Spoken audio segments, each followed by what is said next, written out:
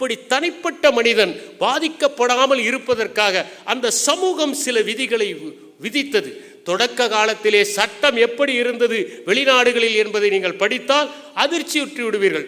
ஒருவன் திருடினான் என்று புகார் தந்தால் அவன் திருடவில்லை என்று நிரூபிப்பதற்காக கொதிக்கின்ற இரும்பு கம்பியை கைகளால் பிடிக்க வேண்டும்.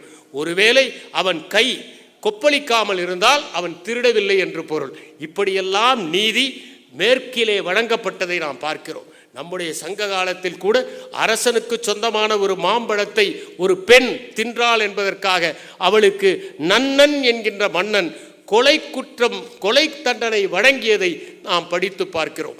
இப்படியெல்லாம் தண்டனை என்பதை சட்டம் என்பதன் மூலமாக பலவீனமானவர்களை காப்பாற்ற வேண்டும் என்கின்ற நெறியிலே ஒரு காலத்திலே பயன்படுத்தப்பட்டது.